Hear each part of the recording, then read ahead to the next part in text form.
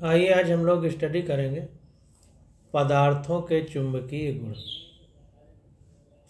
तो पदार्थों के चुंबकीय गुण के अंतर्गत हम लोग देखेंगे, कह रहा है कि पिछले अनुभाग में वर्णित विचार हमें पदार्थों को प्रतिचुंबकीय, अनुचुंबकीय एवं लौह चुंबकीय श्रेणियों में वर्गीकृत करने में सहायता प्रदान करते हैं। तो पीछे जो हम लोगों ने पढ़ा है, तो उस हिसाब से हम पदार्थ को प्रतिचुंबकीय, अनुचुंबकीय एवं लौह चुंबकीय 3 श्रेणियों में बांट सकते हैं।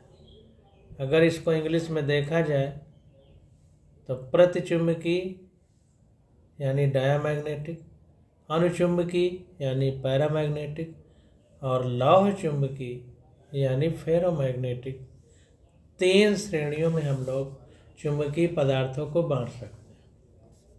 कह रहा है चुंबकीय प्रवृत्ति इकाई की दृष्टि से देखें तो कोई पदार्थ प्रतिचुंबकीय है यदि इसके लिए इकाई ऋणात्मक है, अनुचुंबकीय होगा यदि तो इकाई धनात्मक है एवं अल्प मान वाला है, और लौह चुंबकीय होगा यदि तो इकाई धनात्मक एवं अधिक मान वाला है।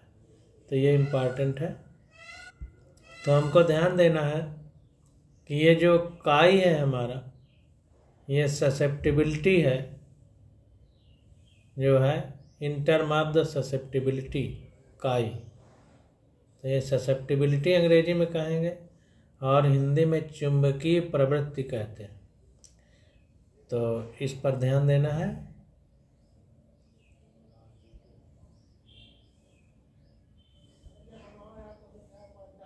तो ध्यान दीजिए, 2-3 बातें निकल के आई कि जो चुंबकीय प्रवृत्ति यानी ससेप्टिबिलिटी है वो काई अलग अलग पदार्थों के लिए अलग अलग है। अगर प्रतिचुंबकीय है तो काई ऋणात्मक है, अनुचुंबकीय है तो काई धनात्मक है एवं अल्प मान वाला है, और अगर लौह चुंबकीय है तो काई धनात्मक है और अधिक मान वाला है। ये चीज़ें निकल के आई।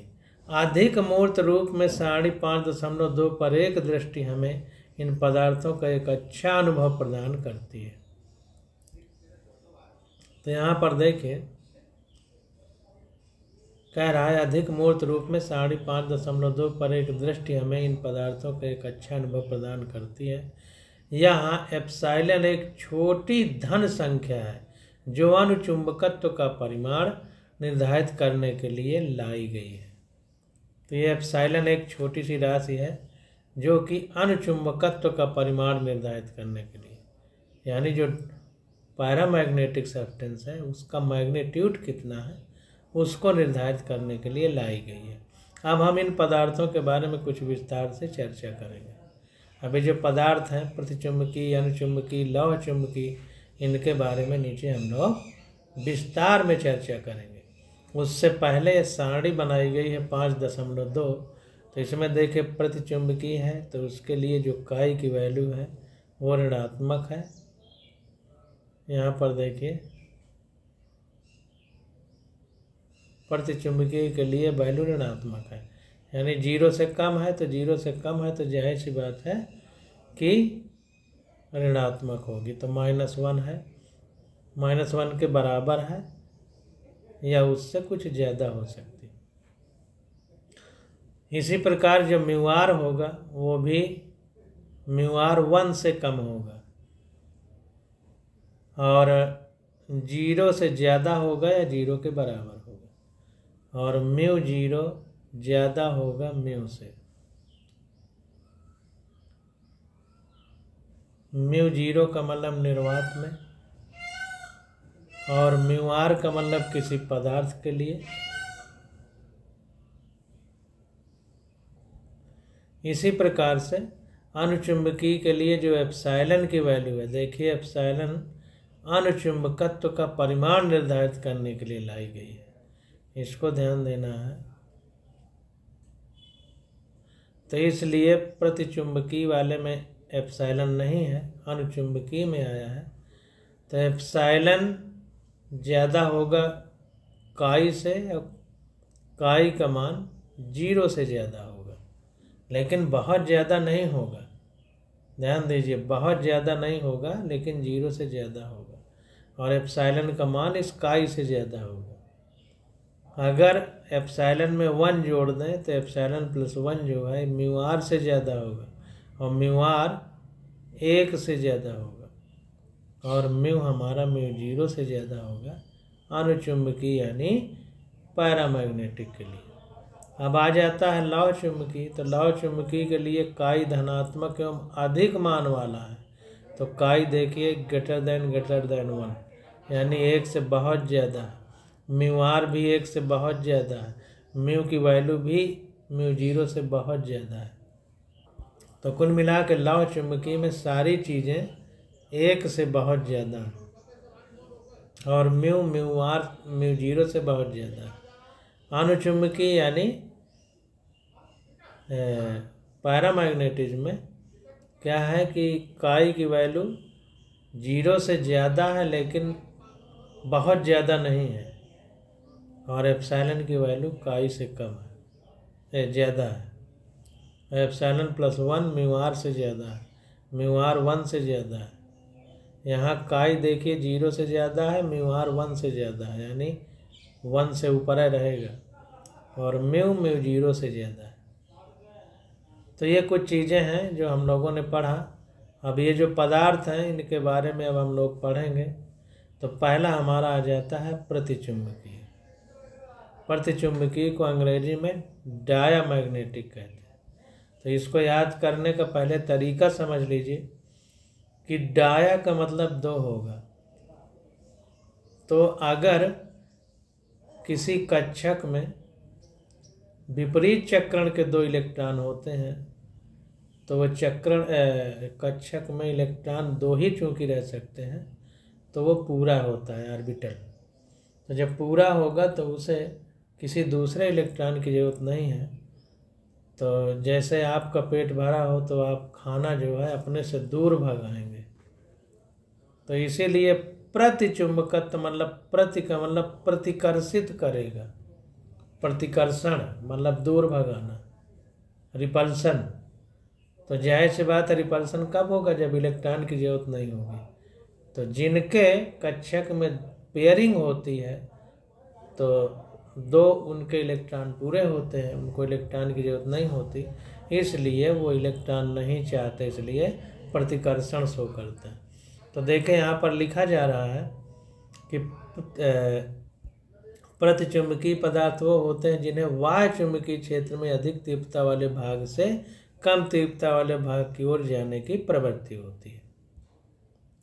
तो मतलब अधिक तीव्रता वाले भाग से कम तीव्रता वाले भाग की ओर भागते हैं।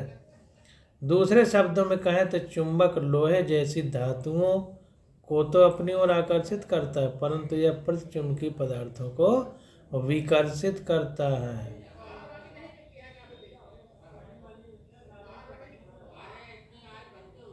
तो दूसरे शब्दों में हम ये कह सकते हैं कि जो लोहे जैसी धातुएं हैं इनको तो आकर्षित करेगा, लेकिन जितने प्रतिचुंबकीय पदार्थ हैं, मतलब जैसे प्रतिचुंबकीय पदार्थ है, अब दूसरा प्रतिचुंबकीय पदार्थ आ जाए तो दोनों में जो हमने बताया एक मोटी मोटी भाषा की कक्षक पूर्ण भरे होते हैं, तो इसलिए उनको इलेक्ट्रॉन की जरूरत नहीं होती, तो एक दूसरे को दूर करते हैं कि हमें ज़रूरत तुम्हारी नहीं है।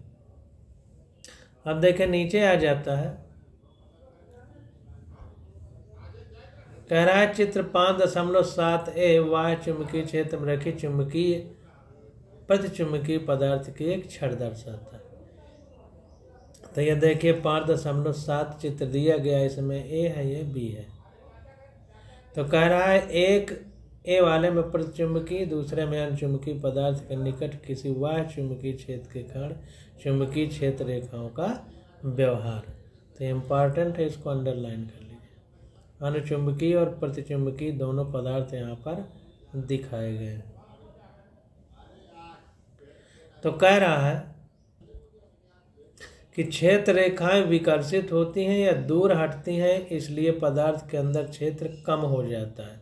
अधिकांश मामलों में क्षेत्र की तीव्रता में यह कमी अत्यल्प होती है, 10⁵5 भागों में से 1 भाग। छड़ को किसी असमान चुंबकीय क्षेत्र में रखने पर इसकी प्रवृत्ति अधिक क्षेत्र से कम क्षेत्र की ओर जाने की होती है। तो यहाँ पर देखिए जो फिगर हम लोग देख रहे हैं, तो ये हमारा प्रतिचुंबकीय पदार्थ है यानी डायामैग्नेटिक है। तो देखिए क्षेत्र रेखाएं इसके बाहर से होकर के गुजरती हैं, अंदर केवल एक जा रही है। लेकिन ये दूसरा हमारा अनुचुंबकीय पदार्थ है यानी पैरामैग्नेटिक है, तो इसके अंदर सारी क्षेत्र रेखाएं देखी जा रही। तो ये जो है अंतर है कुछ। तो ये फिगर ही काफ़ी है, इसको अंडरलाइन करने की जरूरत नहीं है। कह रहा है कि प्रतिचुंबकत्व की सरलतम व्याख्या इस प्रकार है, नाभिक के चारों ओर घूमते इलेक्ट्रॉनों के कारण कक्षीय कोणीय संवेग होता है। तो प्रतिचुंबकीय की देखिए प्रतिचुंबकत्व यानी डायामैग्नेटिज्म का एक सरल सा व्याख्या बता रहा है कि जो नाभिक होता है जिसके चारों ओर इलेक्ट्रॉन घूमते हैं, तो वही कह रहा है कि नाभिक के चारों ओर घूमते इलेक्ट्रॉनों के कारण कक्षीय कोणीय संवेग होता है। कक्षीय कोणीय संवेग होता है। इसको थोड़ा इंग्लिश में देख लेते हैं।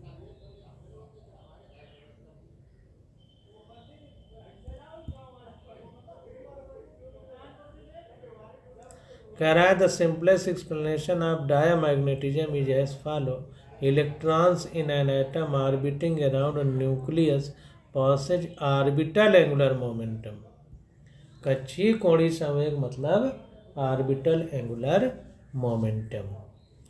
तो वही कह रहा है कि कक्षीय संवेग होता है, ये परिक्रमण करते इलेक्ट्रॉन एक धारावाही लूप के समतुल्य होते हैं और इस कारण इनका कक्षीय चुंबकीय आघूर्ण होता है। तो ध्यान दीजिए, ये इलेक्ट्रॉन चूंकि इतनी फास्ट तरीके से घूमते हैं, इतना तेजी से घूमते हैं नाभिक के चारों ओर, कि इनका एक अपना खुद का कक्षीय चुंबकीय आघूर्ण बन जाता है, क्योंकि जो इलेक्ट्रॉन घूमते हैं वो एक धारावाही लूप के समतुल्य हो जाता है।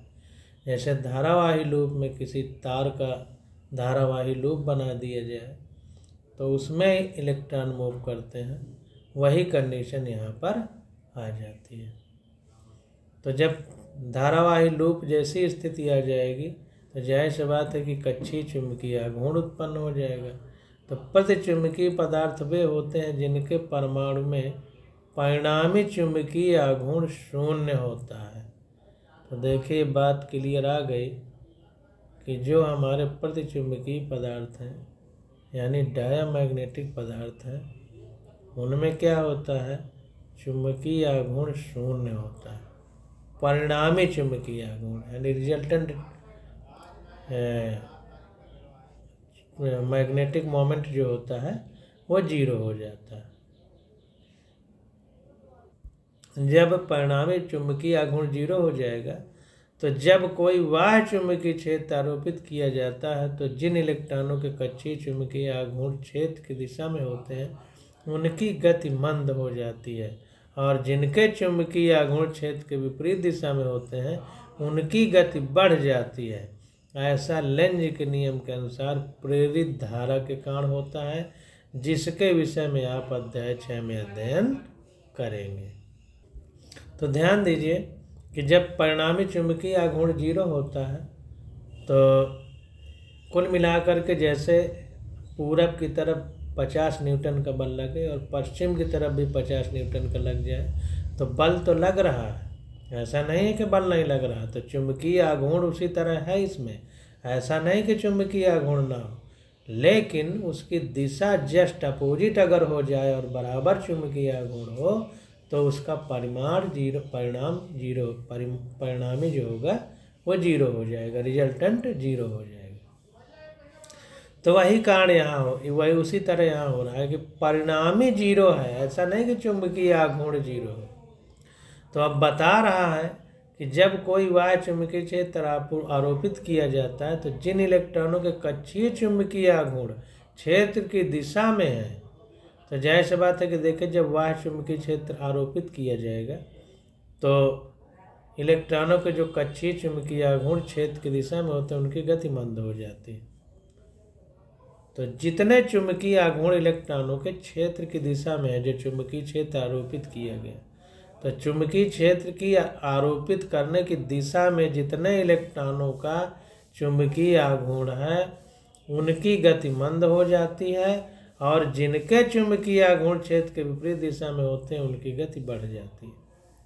तो ऐसा लेंज के नियम के कारण होता है, और इसका अध्ययन हम लोग अध्याय 6 में आगे करेंगे। अब क्या होता है, इस प्रकार पदार्थ में परिणामी चुंबकीय आघूर्ण आरोपित क्षेत्र के विपरीत दिशा में विकसित होता है, और इस कारण यह प्रतिकर्षित होता है।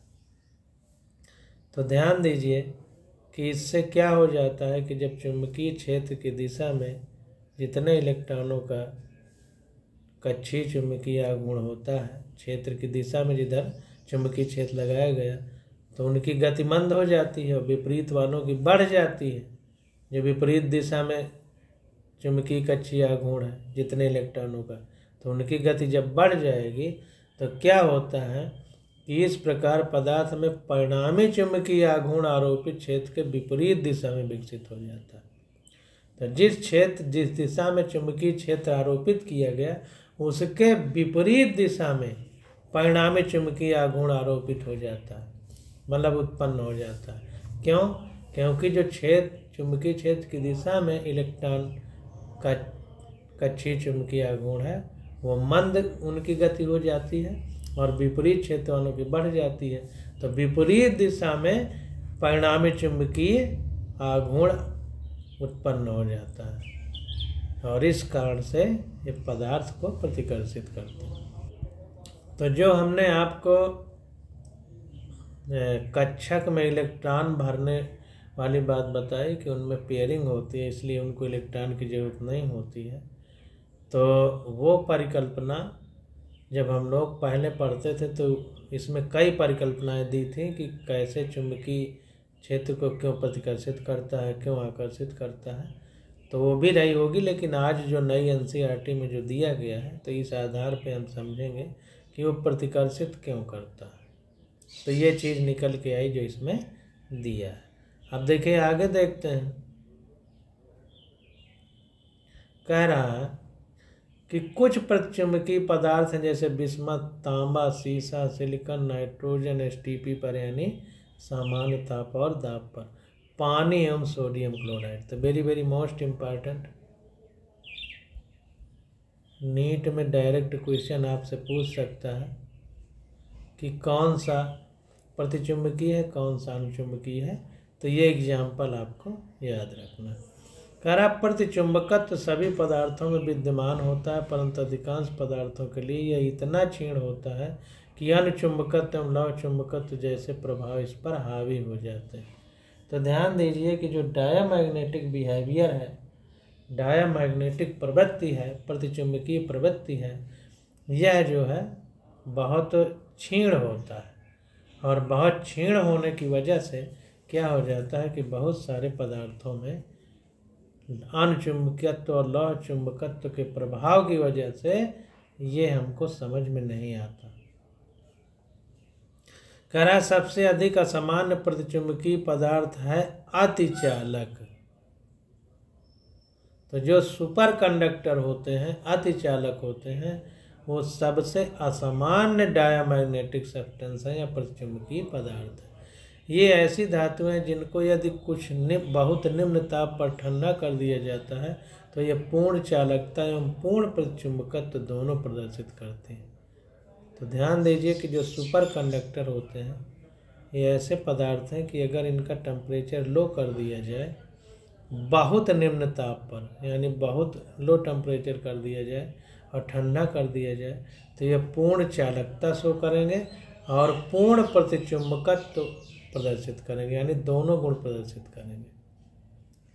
चुंबकीय क्षेत्र रेखाएं पूर्णतः इनके बाहर रहती हैं, काई -1 के बराबर होता है और म्यूआर 0 होता है। एक अतिचालक एक चुंबक को प्रतिकर्षित करेगा और न्यूटन के तृतीय नियम अनुसार स्वयं इसके द्वारा प्रतिकर्षित होगा। तो ये चीज़ें तो हमने चार्ट में देख ही ली है, लेकिन फिर भी अंडरलाइन कर लीजिए। तो प्रतिचुंबकीय पदार्थ दूसरे को प्रतिकर्षित करेगा, एक चुंबक को, और खुद प्रतिकर्षित होगा। अतिचालकों यानी सुपर कंडक्टर में पूर्ण प्रतिचुंबकत्व की यह घटना इसके आविष्कारक के नाम पर माइसनर प्रभाव कहलाती है। तो जो हमारे सुपर कंडक्टर हैं उनमें जो पूरी तरह से डायामैग्नेटिक बिहेवियर शो करने की प्रवृत्ति होती है, पूरी तरह से प्रतिचुंबकत्व की परिघटना प्रदर्शित करने की प्रवृत्ति होती है, इसको सबसे पहले माइसनर नामक साइंटिस्ट ने खोजा था, इसीलिए इसका नाम माइसनर इफेक्ट कहलाता है। कह रहा है अनेक भिन्न परिस्थितियों में, जैसे कि चुंबकीकृत अधरगामी अति तीव्र रेलगाड़ियों को चलाने में अतिचालक चुंबकों का लाभ उठाया जा सकता है।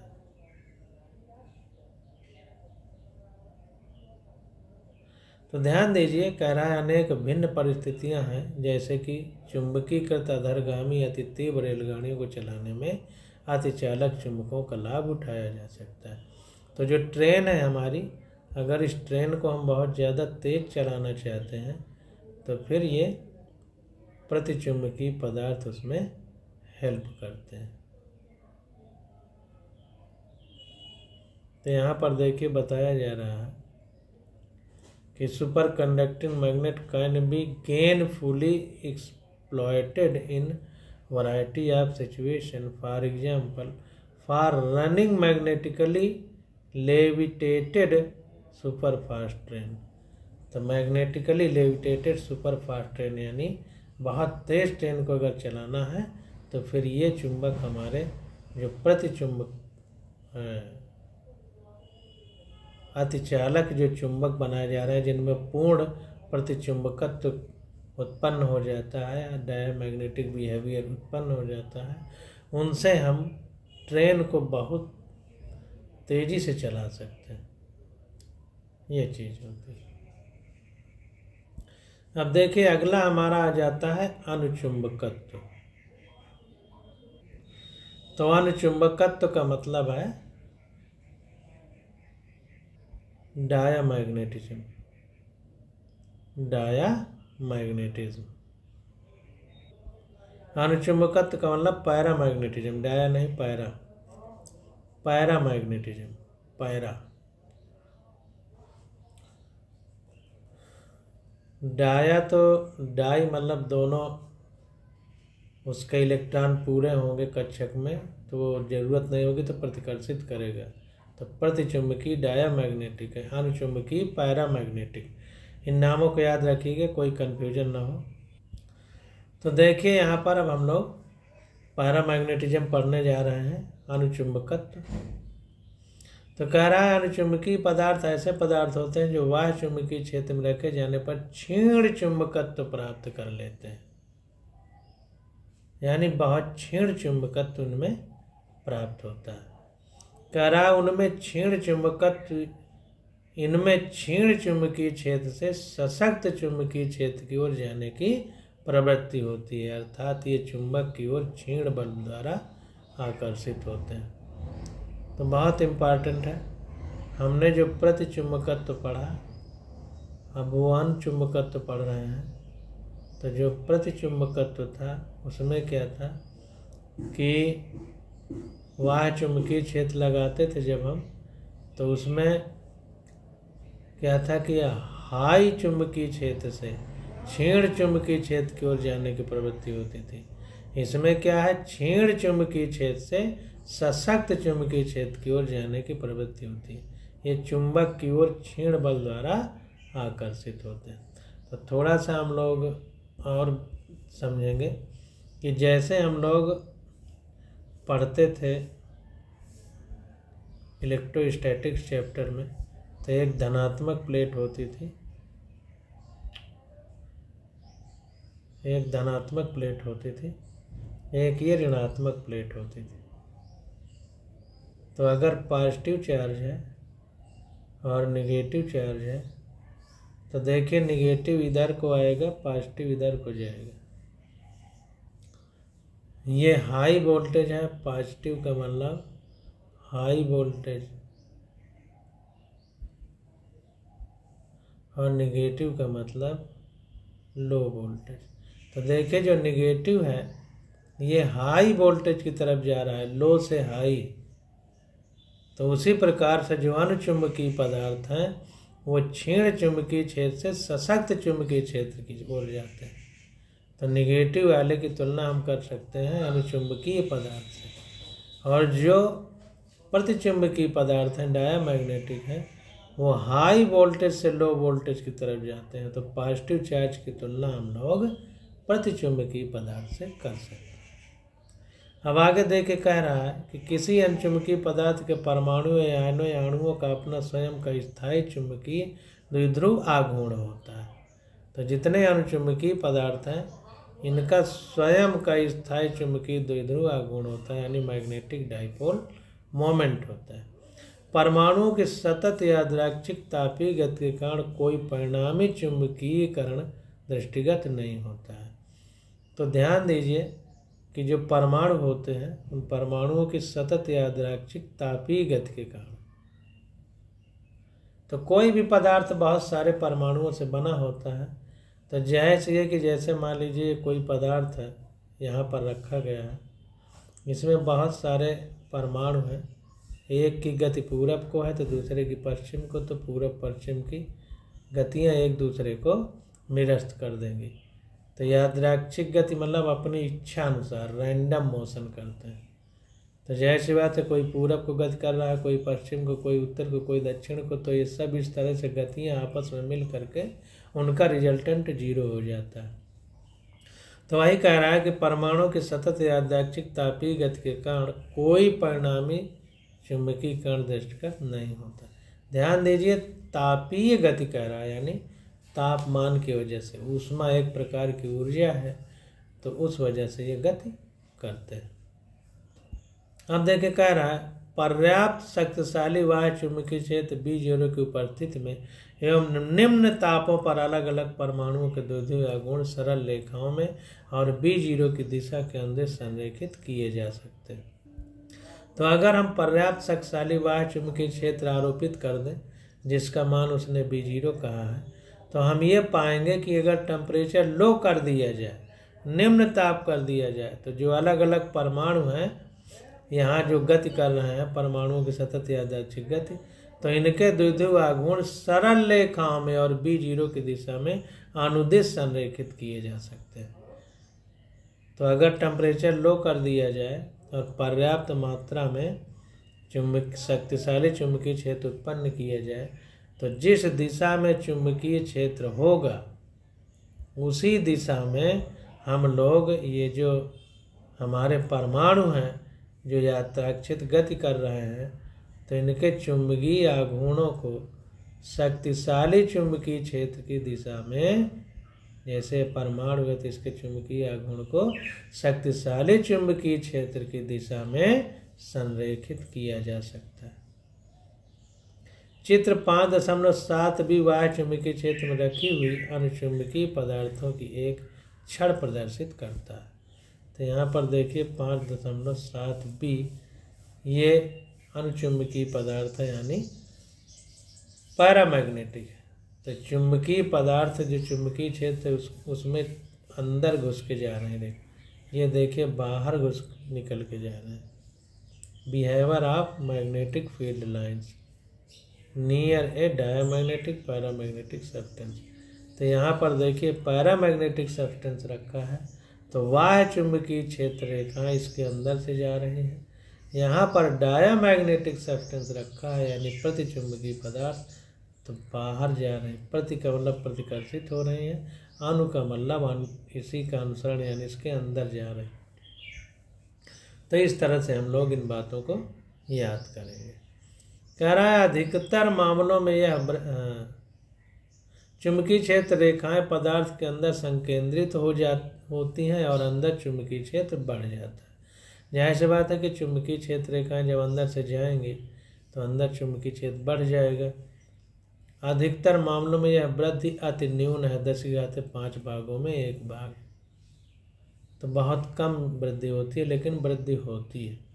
असमान चुंबकीय क्षेत्र में रखने पर यह छड़ निम्न क्षेत्र से उच्च क्षेत्र की ओर चलने की चेष्टा रखती है। अगर असमान चुंबकीय क्षेत्र में वही छड़ रख दी जाए तो क्या होगा कि निम्न क्षेत्र से उच्च क्षेत्र की ओर चलने की प्रवृत्ति रखती है। चलना चाहिए उच्च से निम्न की ओर, लेकिन ये निम्न से उच्च की ओर चलने की प्रवृत्ति रखेगी छड़। कुछ अणचुंबकीय पदार्थ हैं, देखिए अणचुंबकीय पदार्थों के नाम याद करिए। जैसे हम प्रतिचुंबकीय पदार्थों के नाम याद किए थे, तो aluminium, sodium, calcium, oxygen STP पर, यानी जितनी गैसों की बात आएगी तो समान ताप और दाब पर ही हम बात करेंगे। और कॉपर क्लोराइड, ये सब अणुचुंबकीय पदार्थ। कह रहा है किसी अणुचुंबकीय पदार्थ के लिए काई एवं मीवार दोनों का मान न केवल पदार्थ पर निर्भर करता है, वरन अनेक सरल रूप में इनके ताप पर भी निर्भर करता है। तो ध्यान दीजिए, जितने अणुचुंबकीय पदार्थ हैं यानी पैरामैग्नेटिक सब्सटेंस है, वो जो है उनमें काई और मीवार ये न केवल पदार्थ पर निर्भर करते हैं बल्कि टेम्परेचर पर भी निर्भर करते हैं। बहुत उच्च चुंबकीय क्षेत्रों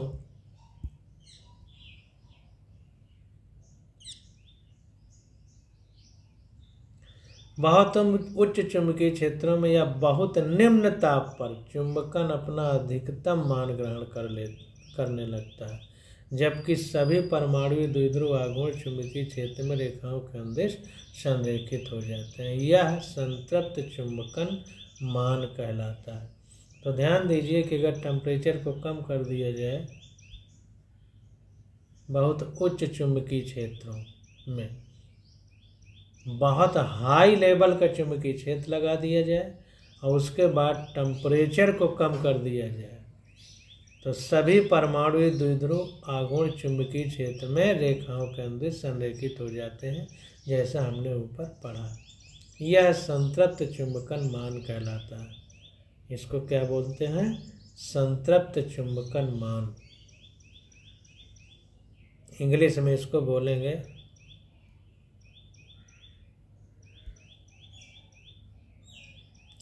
perfectly aligned with the field. अगर ऐसा होगा तो इसे सैचुरेशन वैल्यू बोलते हैं। Perfect saturation value, saturation value यह संतृप्त चुंबकन मान कहलाता है, यानी सैचुरेशन वैल्यू ऑफ मैग्नेटाइजेशन। तो इस प्रकार से हमने प्रतिचुंबकीय और अनुचुंबकीय पढ़ लिया। अब आगे आ जाता है लौह चुंबकीय पदार्थ। तो इसकी स्टडी हम लोग अगले लेक्चर में करेंगे। आज बस यहीं तक।